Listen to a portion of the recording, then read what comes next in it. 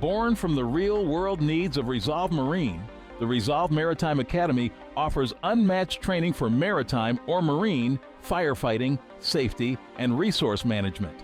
Our courses are taught by active professionals, providing hands-on experience that goes beyond industry standards. Whether you need STCW, USCG, or MCA certification, Resolve Academy will prepare you to mitigate emergencies, saving property and lives. Training as real as it gets, with real-world scenarios and live-action simulations. Push your limits, bring out your inner hero, and become an indispensable member of your team. Resolve Maritime Academy, where real-world training meets real-life expertise. Laura DiBella, welcome back. Happy to be back. I'm happy to have you back. This is great. This is great. We had a conversation, last August. I think it published 1st of September, and so good to see you again. It's really great to see you. Thank you for the opportunity again. Well, no, it's great. It's great. This is so fun. You know, it's kind of cool to circle back around. So much has happened since last September. And I'm going to, just for the benefit of those that haven't met you, my previous podcast, do just a quick introduction. So, Laura, you were the first female Secretary of Commerce turned government affairs advisor, now with Adams and Reese. This was under the DeSantis administration, right? And tied into Enterprise Florida. You were also president and CEO of Enterprise Florida for a period of time. Unfortunately, that program's ended. It did. That's a shame, because my company utilized some of the benefits of Enterprise Florida, and I thought it was a wonderful leg up for Florida-based companies. It was a good program. Right. On a positive note, they've just transferred into the new economic model, which is the fully government Department of Commerce. So they're not gone completely. All right. Yeah, they just changed shape. So, all right. Yeah. There you go. Shapeshifters. Good stuff. Yes. You were also the executive director of the Florida Harbor Pilots Association. Yes. First female to hold that position? Correct. And first executive director ever. Period. So, wow. Yes. Yeah. And, you know, that's a really, if you know what you know around here, that's a really essential set of services that bringing ships in and out of all of our ports probably goes under the radar in most places. Few people really understand the role the harbor pilots play in getting commerce in and out. Absolutely. So, Absolutely. That's really cool. And you were the port director, Port of Fernandina, right? Cool. Little port, Northeast Florida, one of the little forgotten ones there at times, but nonetheless important. Yeah, even small ports serve a big purpose. So that's right. That's right. And then more recently, you sit with NOAA, National, what is it? Atmospheric and help me out with it. NOAA. I used to know that. Don't put you on the spot. National I've got a Oceanic Administrative. There you go, administrative. A good friend of mine. I do a lot of technical wreck diving with. It works for NOAA over in St. Petersburg, and cool organization. Definitely one of the good ones. But you're as an industry advisory committee member. Yes, that's cool. And of course, you're also a Lady Gator. I am. Yes, go Gators. Yeah, absolutely. Love that school. So welcome back. Thank you. So everybody kind of gets to know a little bit of who Laura is here. But what I like talking about is I'm a Florida boy, and I've had all my businesses based here in the state of Florida.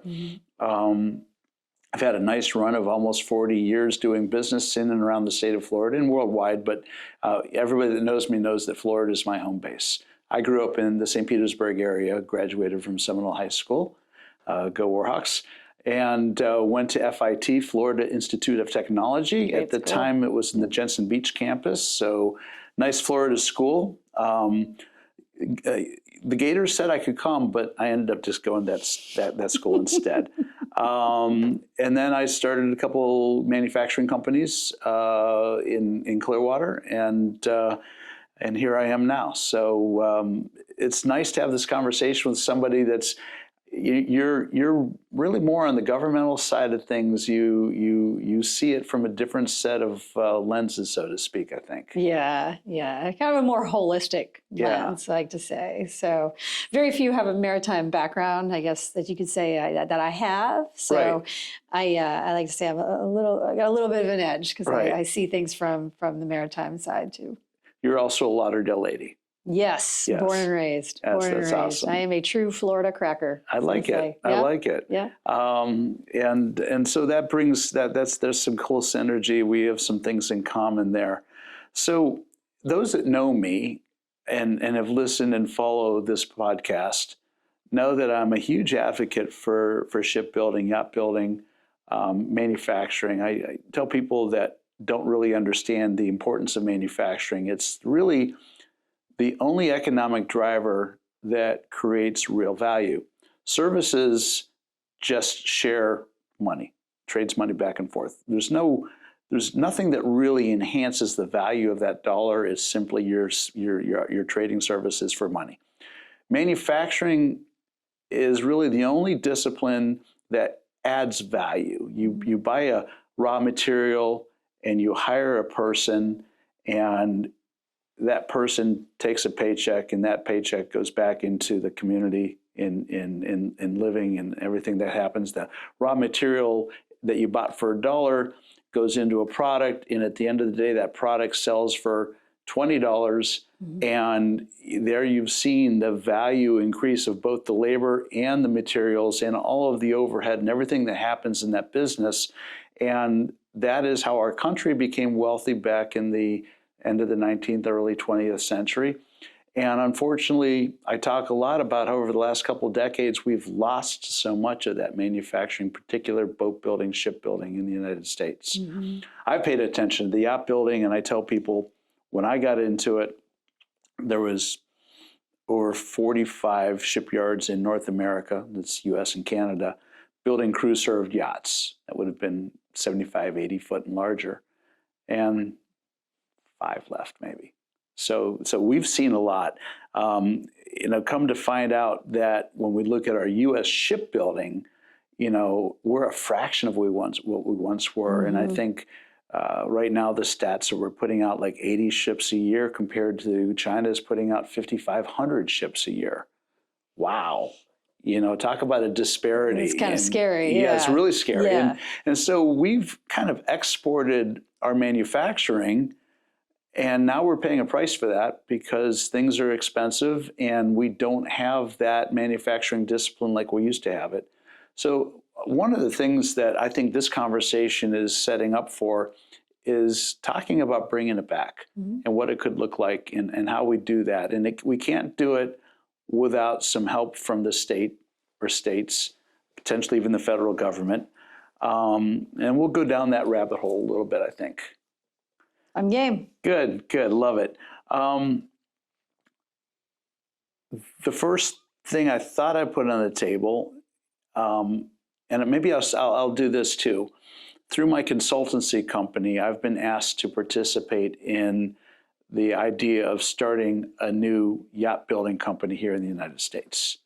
If we're successful, it'll be the first one started in the last almost 20 years probably. And so in the process, we're right now in the process of the feasibility piece of it. And we're looking at the potential of building these vessels either in Georgia or Florida, or a little bit of both maybe. But we've identified that the southeast part of the United States seems to be the most economically friendly, business-friendly place to do it right now. True. So again, that's adding a little context here. I can't talk much more about it than that because of some agreements we've made within the organization to kind of not talk about it too much. But we're hopeful that we'll be successful. And again, that speaks to that whole idea of seeing yacht building and shipbuilding coming back to the United States. Thrilled to be participating at some level with doing that. Let's take a look at Fort Pierce, Florida. And the reason I pick out Fort Pierce is because it is in a historically economically depressed area, I think, a little bit.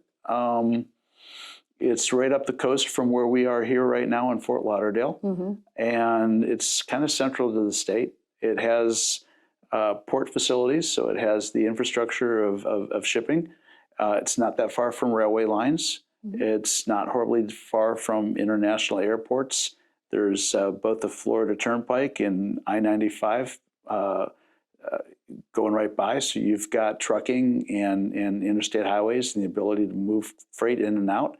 So it's not a bad place for manufacturing.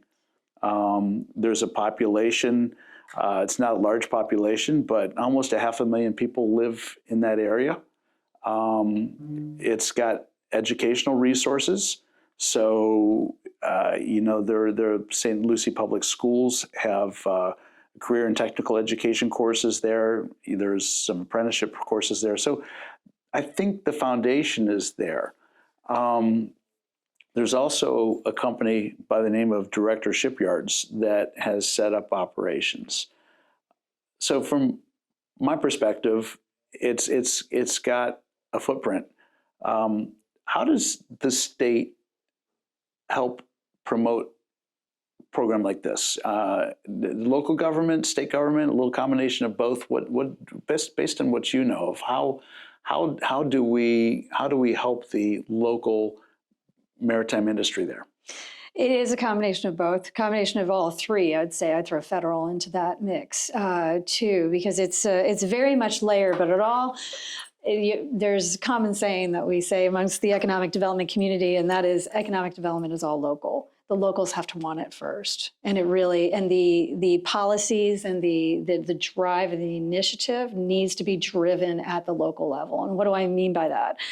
Fort Pierce, definitely not taking anything away from St. Lucie County, because they're doing very well in certain parts. But in other parts of the county, they've more traditionally in favor of a lot of economic development. That's changed in recent years. Okay. So since Director came in and the years after that, I think Director's been there for about 5 years now. But the want for economic development and the policies driven towards encouraging it are very much present there. And how when that's in place, then things kind of fall into place. So the state comes in, they invest money in career and technical programs at Indian River State College that is close by there.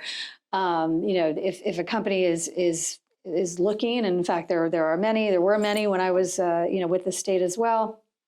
We would obviously take a very sincere analysis of what this company is supposed to do, and there was plenty of manufacturing that was looking to descend upon that area, related to maritime and not otherwise. But either way, being able to assist in whatever way we can, be it with tax credits or, some sort of incentives, towards infrastructure or workforce or whatever it is. Right. So that's the state, how the state kind of comes in and supports it. And then you have working with the federal government if they're involved, in facilitating the whole process. So we, the state, act as a liaison to all involved in order to effectuate a deal and make it happen. Gotcha. Mm-hmm. So if I was XYZ company and I looked at that area and I thought, well, I believe in what's being done right there, and I've got product or services that can support a business like Director Shipyard, what's the outlook to come in there and hang a shingle? It's going to be a welcome mat put out, and I would hope so. Yeah. I would hope so. Yes, and I would say 99.9% of the time the answer is yes. The communication is key. Speaking, being connected with how you make the connection is varied. You come through the state or you come through the local community.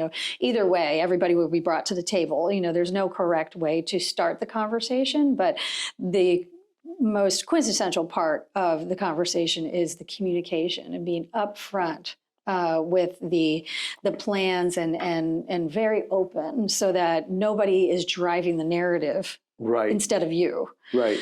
So, we don't have to play games here. There's plenty of people that don't want what we offer. When I say we, maritime, Maritime, yeah. or just economic development in general. So interesting. It's it's important that you get out in front of any sort of false narratives that might come out about what you're looking to do, so that you don't get a potential blowback at the local community level that could prevent you from doing what you want to do. Does that come from ignorance, naivete, or just conflicting? All of the above. All of the above. All of the above. Okay. It, some it's just it's a fear of change. Mm-hmm. There's many, like myself, that grew up in these communities, and they like them the way they are. So, whereas there's others that, grew up there and want to see more jobs, so it really depends, what it is. And there are, unfortunately, other agendas at play, and it's a challenge, but it's not a challenge that cannot be overcome. It's just it's part of the discussion and part of the politics around getting this industry to the table. Well, what I've observed over the last number of years, and I went to college just a little south of there, and so I spent a lot of time in that part of the world. And Fort Pierce had a reputation as being somewhat impoverished and a lot of crime. And what I've seen over the last 4 or 5 years is more of a gentrification. The downtown area has been really turned around nicely. Yeah. And, I think some of the poverty is being addressed with the jobs and all. So, I think there's a strong argument for the development or redevelopment of those areas and bringing in industry. I just spent last week up in Savannah, Georgia, the USSA, the United States Super Yacht Association, just hosted a event up there to put a spotlight on Savannah, Georgia. And I have to tell you, my takeaway was it was an exceptional experience. And certainly that would be a destination that I would advocate, even though it's not in Florida, just because of what I saw there. And so after leaving Savannah and driving back home, thinking about the experience I had last week, it was like, what they're doing there is replicable. So, for instance, IGY Marinas has just opened one of the first marina facilities in years, and it's on the Savannah River, just opposite, really, of where the big shipyard is, with a 96 slip marina and a face stock, 1,200 feet long, with 65 feet of water at low tide that can dock just about any yacht. That's amazing. Built. Yeah, it is. Yeah. Now, there wasn't a single boat there because they just were waiting for CO. But that really gave you the eye to see what's potential there, right? Yeah. But what's interesting, the takeaway there is the synergy, because right up the river from there is the Savannah Yachting Center, owned by Safe Harbors Marinas, recently acquired by Blackstone. So they're undergoing their own reinvention, but they're able to, they have a graving dock that's a little over 400 feet long, 450 feet long. So they can put almost any size ship or yacht in their graving dock. They've got a marine lift that picks up, I think, 3,200 tons. They can put up to 9 large yachts on the hard to be serviced and refit at any given time. And their biggest problem had been, where do you put the boats that are waiting to come in or coming out, or where do you put the tenders that are coming off these boats for 6 months at a time? And so IGY, right down the river, has created a synergetic relationship where the vessels that are waiting to come in or just coming out of that yard can tie up and spend some time. The tenders, these are 25 to 35, 40 foot, sometimes 50 foot small boats, so that the company, these large yachts, can go into that marina. So that's working together. I'm familiar with, for instance, there's a company that happens to also sponsor my podcast, who has got facilities they set up there. So Tom McGowan of Engineered Yachting Solutions saw what was going on up there and hung a shingle and has put his company, or location for his company there. And that's the beauty, I think, of when you see these complementing businesses coming together for a purpose. And that's what I look at places like Fort Pierce and others in the state of Florida saying, if we are successful, that's what happens. Yeah, yeah. I'm a firm believer we can do so much here, you know. And to be fair, I'm geographically agnostic now. You know, of course, my deference is to Florida more often than not. Right. But you know, under my newer hat, I guess you could say, like I'm more or less the entire U.S. So I'm happy to see this go anywhere. Bravo. So, and I wholeheartedly agree that Georgia would be a great spot. Well, thank you for that, because that's part of the conversation right now. Yeah. And Georgia and Savannah in particular are being looked at very hard as a location for building these yachts, which would be cool. Yeah. And again, same thing. And why? What we just talked about, the fact that there is so much infrastructure that's being attracted predominantly by Savannah Yachting Center. But then right down the river, there's also Thunderbolt Marine. It's another yacht refit area that can pool boats up to about 50 meters, 160, 170 feet. Yeah. Beautiful paint facilities. They've got in-house machine shop and welding and joiner work. They do some beautiful woodworking and joiner work in that shipyard. And it's owned by a gentleman that's very pro yachting and really wants to see that shipyard in the industry grow. So you have that local desire, you know, to do that while preserving the culture in the beautiful historic downtown Savannah area as is. Yeah. So, you know, that's kind of fun. And you go around the country and you see places like, Manitowoc, Wisconsin, in the dairy belt, you know, they're building yachts, or you go out to the Pacific Northwest and you see that you have Westport Shipyards and Delta Marine in the Seattle area building.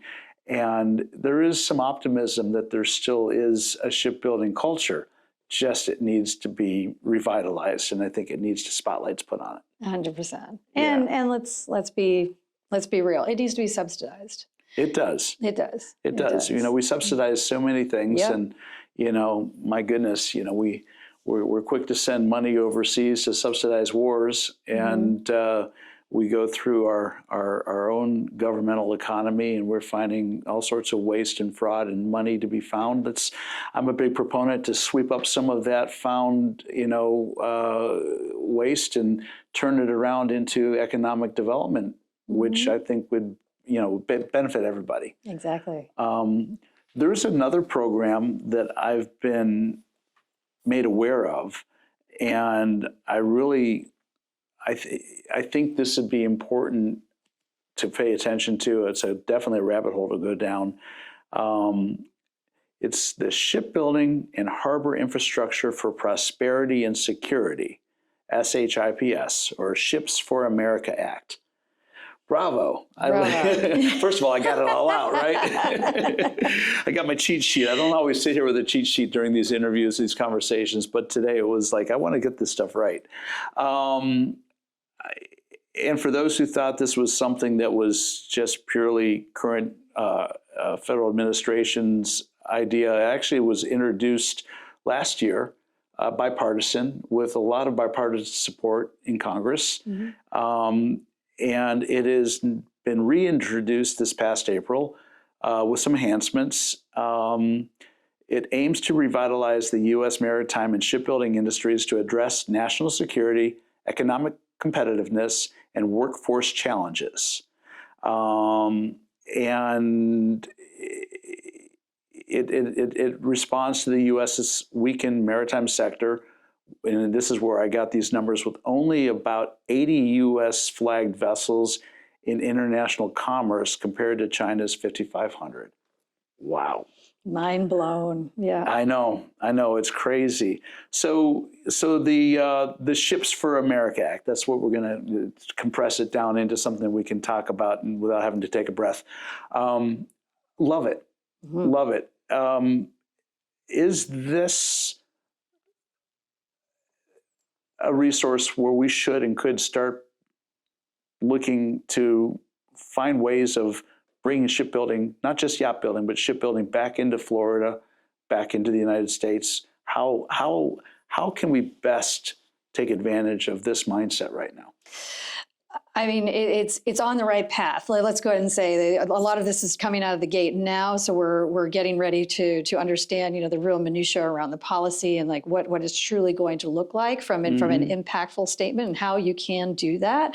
But first and foremost is just simply having the platform and the support from the federal government that this is important is light years ahead of where we've been, for many, many decades. So the need to have a full comprehensive maritime strategy has been something that people way smarter than me have been saying for a very, very long time. And this is the beginning of that.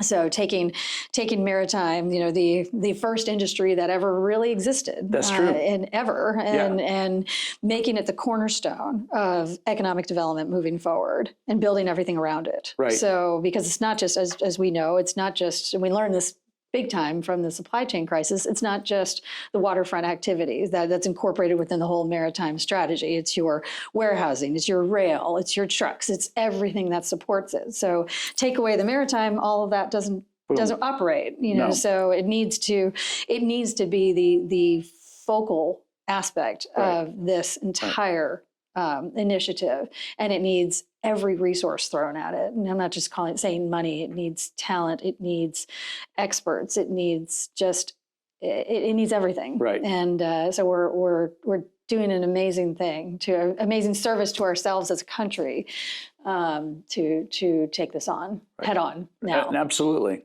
And it goes back to the start of this conversation, I think, when we talk about manufacturing and manufacturing ships and yachts. I mean, that's the real deal. I mean, these ships are fabricated and put together by people, and that's a job that AI will never take. I don't care how evolved AI becomes. It can't strike a weld. It can't pull a wire. It takes craftsmanship. It takes people, the human piece of it, and the jobs just alone. What the jobs that will be created by getting shipyards back on their feet and hiring again and producing again.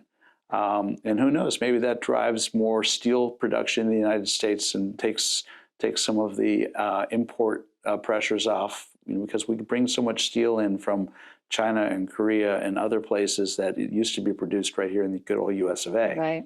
So in aluminum, same thing. That's also a resource and a commodity that could and should be produced here domestically. So looking at all of that, it transcends just the maritime piece of it. It filters down into the entire U.S. economy. 100%. Yeah, I love it. I love it. So, that's something I think we should all be paying attention to. And when we can talk to the lobbyists and the people that we can connect to individually and corporately, we should. Yeah, understanding how we can take these programs, which are slowly but surely being released, and how we'll be able to apply them to what may be a good fit for a future shipyard is really the most exciting part about this for me. Me too. I've been wanting to see this my entire career, and I just I've watched what's happened over the last 40 years going, wow, how do we lose such a thing? Yeah. We were building Liberty ships, so prolifically that, the Germans couldn't sink them fast enough to stop us, and we've completely gone away from that. It's crazy. There's something else that I'm hearing about, which is Maritime Prosperity Zones. Now, that's not just a state of Florida thing, too. It's a national piece. It's not been enacted yet, but I think it goes hand in hand with the Ships for America Act. And that is essentially finding areas where we see a need or potential for creating these prosperity zones that will then attract funding and support federally and statewide as well. Yeah, it's like an opportunity zone for maritime. Right. That's what I like to call it. Yeah. Without knowing entirely what it is, but that's what it sounds like to me. Well, it's a work in process apparently, but it's moving in the right direction. I hadn't heard about that ever. Yeah. So that's really kind of cool. And then we look for state and federal incentives for trying to transform Florida and other places for yacht and shipbuilding. You and I talked a little bit ago about the Florida Job Growth Grant Fund. It's not a lot of money when, in the grand scheme of things, you're talking about $50 million for infrastructure and workforce training, up to $10 million per project. But still, that's enough money to kickstart things or to, It support that in tandem with so many others. I mean, there's the incentive discussion is always interesting because there's no one size fits all project that you can say, oh, that'll work for it. This will work for it, without knowing really the granular details around it. So where I'm going is with this is that, yes, Job Growth Grant Fund is one of many incentives, but we have so many incentives that aren't even labeled incentives that we've could use or have used towards maritime related projects. I can tell you one in particular, which is very relevant to this discussion. When I was secretary, we announced the BAE shiplift expansion in Jacksonville. Jacksonville, right? Yeah, they're about to do their ribbon cutting in June. Oh, cool. Yeah, on June 2nd. So they actually, which was really nice, they invited me back for it. So even though I'm long gone, they said, can you come back? Because you were there when we announced. And Love it. I was like, I'd be honored, to go. So I'm looking forward to that. But what we did there, which was very interesting. So Space Florida, you think like, why are you talking about space? We're talking about, we're talking about maritime, because what was being built on those ships, because those were Navy ships, with aerospace, or aviation related activities being launched from some of the ships that would be using this new shiplift facility, the naval vessels. We were able to use an incentive that is only commonly used for aerospace and defense projects. Well, there you have an aerospace and defense project if you really want to look at it, from a different angle. Sure, so in order for this to all pencil out for BAE to do this expansion in Florida, we leveraged that particular incentive through Space Florida to ensure that they got where they needed to be. So it was an amazing deal. That's a beautiful thing. Amazing deal. Yeah. BAE is another one of those shipyards that had a little crossover from commercial, mostly Navy, but they also did yacht service and refit work. And, that was kind of interesting, just like Tampa Ship over in Tampa does. Yeah. Edison Schwest owns Tampa Shipyards, and most of that is commercial work, but they do bring in a lot of large yachts, and it's not well known that they offer those services. Yeah. You just touched on something interesting, though. There's this little company called SpaceX. And, never heard of that. You've never heard of Mr. Musk either, and and the Starlink systems and everything that makes everything so uniquely different than the world you and I grew up in way back when. But I was blown away when I realized the number of spacecraft that are being launched off of our coast every year. And then I start understanding that there's a number of very purpose-built ships and barges that are utilized in the launch process, the retrieval, crazy stuff that they're doing. And you realize all of a sudden that this aerospace technology has a direct and significant impact on the maritime space and the technologies we're having to develop to support the aerospace technologies. Now, that's a win-win if I've ever heard one. We are a quad modal state here in the state of Florida, quad modal. So we're not only dealing with, rail, sea, and road, we're also dealing with space and the intersection of all four. And when it comes to economic development. So it's a new paradigm. It's a complete paradigm shift. When you talk to the Florida Department of Transportation, having to factor in how space influences and interacts with all these different modes is a very fun conversation. Isn't it though? But we've basically had to create the roadmap around that, so that other states are clearly benefiting from too.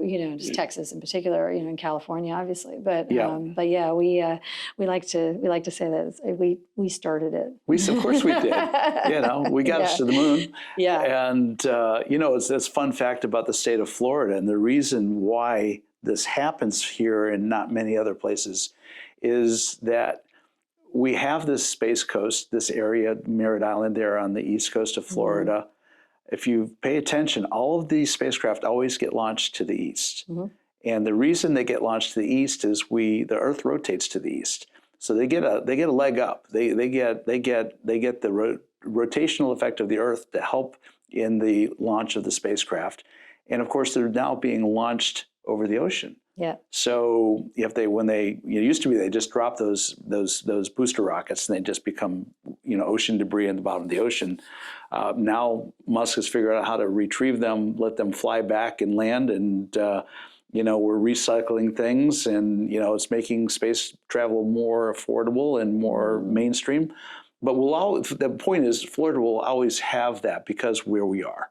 Right. It's the best place. It's the perfect location for launching spacecraft. Right. We had 94, I think it was. We had a record. Obviously, it's a record every year. We break the record every year, but it was 94 launches last year, and we'll have well over 100 this year, probably close to 125, 150. That's crazy. I love it. The desire, though, is to have in the many hundreds in just the next couple of years. So from an infrastructure standpoint, one a day type of thing. Almost. Yeah, well, we're averaging 2 a week now. So, but we're, when you think about doubling or nearly tripling that number, you can only imagine the infrastructure demands that we're going to have here in order to prepare for that. Right. So, yeah. And if you've never come to Florida to watch a spacecraft take off, no excuse now not to, because it is amazing to be there, in close proximity to these launch sites, and you watch these spacecraft taking off over the ocean. The visual is amazing. The audio, you hear the power of those rocket engines. It's just like crazy. And it's an experience not to be missed. So, not at all. And now you can plan your Florida vacation and almost certainly build that into your itinerary. You're almost certainly likely going to be able to see one. Yeah. What's funny about it is that, you see the pictures of the launches and you see people at the beach, hanging out. Yeah. They're so common now that everybody's just they don't even pay attention, anymore. You see people on the beach, they're not like, there's a rocket in the background. Only a few people are looking at it. It's just like, it's another rocket. Maybe Musk's got to let one or two blow up occasionally just to keep everybody's attention. The way he tests things, I'm sure we'll get them. Yeah, put that in the universe too much. Yeah. I love that. So I guess I should talk about the 800-pound gorilla in the room. And, that is the tariffs that have been going on. And, sitting in the space I sit in, I've had people from all over the world make comments. And I've had a few people say, Rick, you should do a show just on the tariffs. And I will come straight out and say I employ Rick's rule in this. And Rick's rule is simply stated that when anything of significance comes on the scene, shut up, sit back, and watch. Because, people way smarter than me are at play here. And, I don't pretend to know what the end game is or what the final outcome will be. But we are definitely dealing now with a different world. You can speak to this. You've seen what's happened in the ports. We're seeing fewer ships coming in, a little less cargo coming in. So there is a current short-term economic impact, no doubt. What do you see? You also saw, to be fair, and probably everybody could tell where I feel in this by the time the end we're done with this conversation. But to be fair, there was a lot of front-loading of activity ahead of these tariffs, because the awareness that they were coming. Right. So things are a little lighter now. This wasn't like a big surprise. I think there was enough preparation ahead of this. I mean, now granted, are some of the figures a bit more than perhaps people were anticipating? Sure. But like, I appreciate Rick's rule, and like Rick, I think this is a little bit of a wait and see game. This is just how Trump negotiates. He's a grenade thrower, and he likes to rattle everyone's cages, and then that's what brings everybody to the table, and then deals are signed. He's always doing deals, and this is just more of the same. So, we're only a couple weeks, are we, into this, and I think in not too long of a time, we'll see things shake out as they should. So, That's one aspect of it. Second is I was in local economic development during Trump's first term in Nassau County. That was when I was port director as well. So I wore two hats. Top right-hand corner of the state, Top right? right-hand corner of the state, north of Jacksonville. So we had one of the few mega sites in the state of Florida that could support very large scale manufacturing. So 10 million square feet is what we could have built there, like the size of a Tesla plant. Wow. Battery plant, huge is what we could have put there. I saw firsthand what these tariff discussions were doing when it came to onshoring discussions, to here in the United States, but then obviously in my own backyard, here in Florida. Right. So for those that like to say this isn't going to encourage the tariff discussions, tariff threats, any of that is not going to encourage that activity, I think is false, because I saw it firsthand. But back then it was a little bit different. It was, tariffs on solar panels and washing machines, now it's completely different. It's just clear across the board, numbers. So it could be pretty much anything, but I'm still involved very much in economic development in the state and local areas. And I'm seeing it. I'm seeing the activity because this is forcing the hand of many manufacturers to rethink their supply chain and, call it maybe just posturing right now, but at least it is driving conversations. So I'm not completely against what's going on. Let me just go ahead and say that. Well, thank you, Laura. You and I share that in common. I come from a background of manufacturing. And so I understand, first of all, the economics of manufacturing. And so you have a supply chain. We've seen the stress of our supply chain during COVID and what that did, and our reliance on so many materials predominantly coming out of China, which is its own conversation. And I don't necessarily want to go down that rabbit hole too deep right now because we could be lost for hours. You don't have enough battery for that. Exactly. But I would tell you that when you look at the cost of an individual component as it relates to the total bill of materials of a piece of equipment that's being manufactured, a piece of anything, if it's related to actually what we're manufacturing here in the United States, the impact's probably small. On the other side of the coin, if you're going out to China and having them build the entire thing, which means you sent all your jobs over there that would have otherwise been here anyway to do it, and you're just bringing in a finished product with all the materials sourced in China, all the labor sourced in China, and then packaged and brought over here, and you just take it out of the shipping container and put it on the shelf. It's different. So I would say that for instance, in the yacht building industry, so much of what we do here locally is local materials, but I also watched, for instance, and our company was guilty of it too, some of the stainless steel components, like the bright work, the hooks and some of the hardware started being manufactured in China, and the cost was enough incentive to say, okay, we'll buy it there rather than locally. And then pretty soon you couldn't buy it locally because they couldn't stay in business. And all that stuff came out of China. Love to see that switch around, and probably should switch around because that's what this is all about. I speak for a living, right? Reciprocal nature of these tariffs that are being proposed right now, I think, is what makes sense. Yeah. So if country XYZ is charging us 30% tariff, the current administration is saying, okay, then we're going to charge you 30% tariff. They come back to the table and say, oh, well, in that case, maybe we'll just charge you 10% tariff. Then fine, it's 10%. I don't know how anybody anywhere in the world wouldn't look at that and say that's fair, particularly when you looked at what's been historically over the last several decades, the disparity in the economics of our importing, exporting. We are definitely importing way more product than we've been exporting. And it used to be the other way around. Our country became prosperous in the early 20th century, late 19th century because of our economic engine, our ability to manufacture and export. And that's a big part of what built our prosperity. And we've seen that go away. And I think we're, hopefully, this is where the long view comes in, on track to see that eventually turn around. But it takes time.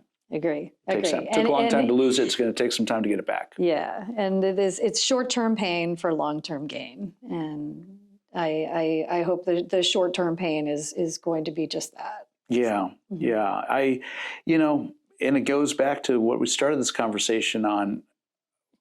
I'm aware of a couple shipyards, actually a friend of mine that's well known and respected in the industry, but has asked for anonymity, called me a couple of weeks ago and said, Rick, in this 1 week, I got 5 phone calls from 5 shipyards, 3 in Europe, 1 in Brazil, and 1 in China, all asking about property availability to set up operation in the United States.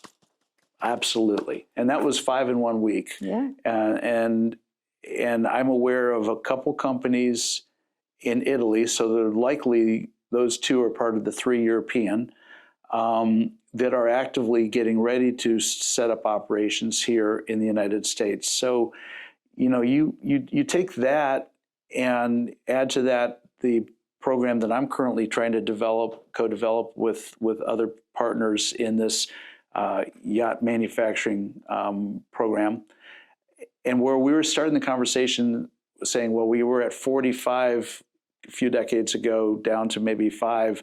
Well, right now, possibly we could be doubling the size of our manufacturing from 5 to 10 in the next maybe 5 or 10 years because of these policies and economic programs that will enhance and encourage shipbuilding, yacht building to come back to the United States. Yeah, yeah. And that's a win. It's exciting. That's a win. Exciting. Yeah. Want to wrap up with one other piece. We didn't talk about this, but I'm sure you could get your head around this a little bit. It's certainly not a gotcha moment at all. That's okay. But I interviewed a young woman by the name of Kato Fallon about a month and a half ago. She heads up the Marine Research Hub, which is part of the MIASF, Marine Industries Association of South Florida, with Phil Purcell. And actually, she has now joined Yachting International Radio. Congratulations, Kate, with her own podcast, talking about the blue economy. And the synopsis of this, it comes down to just this: the opportunities in the blue economy for the future worldwide. $3 trillion and 40 million jobs by 2030. That's only 5 years from now. And so I throw this out as, how does that factor in the concept of our own economies?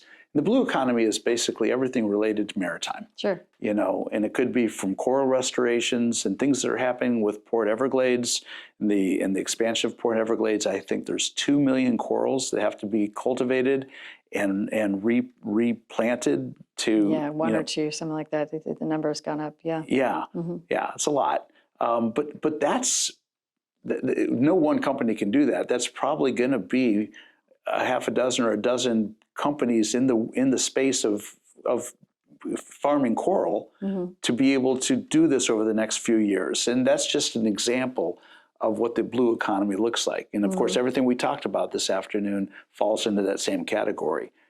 Building ships, building yachts, the jobs that follow that, and all of that. So, in your view, in the developmental organizations you've been part of, do you see that? Oh gosh, yeah. So it's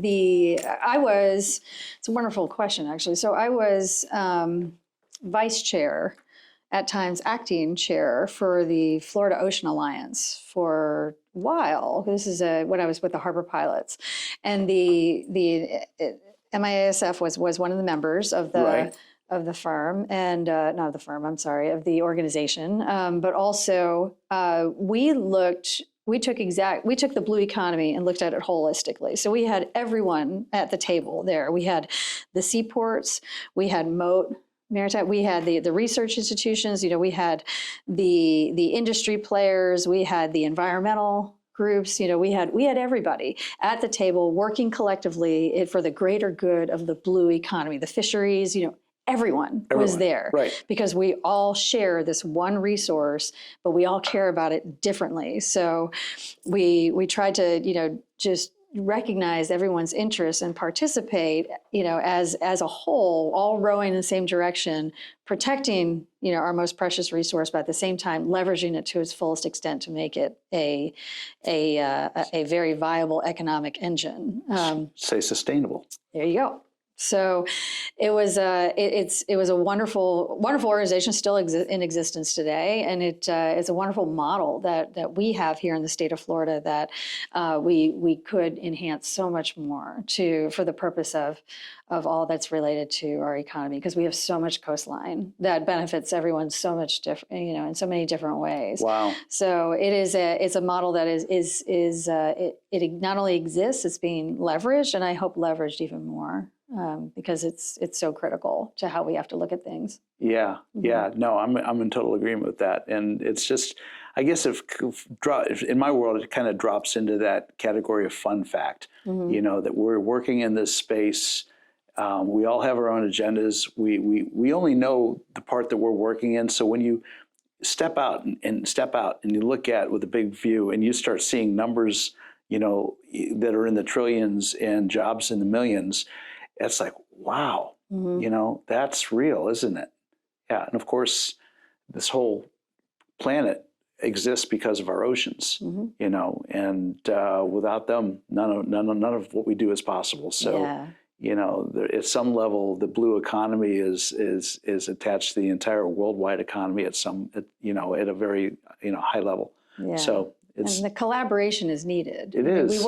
We operate too much in silo, and we need to collaborate in a holistic fashion in order to really get ahead. Because we're too busy fighting each other for things where we realize we all really want the same thing. We all have our own individual agendas sometimes, and So maybe it's just when we become a little older and a little grayer, we become a little more wise and we start seeing things differently.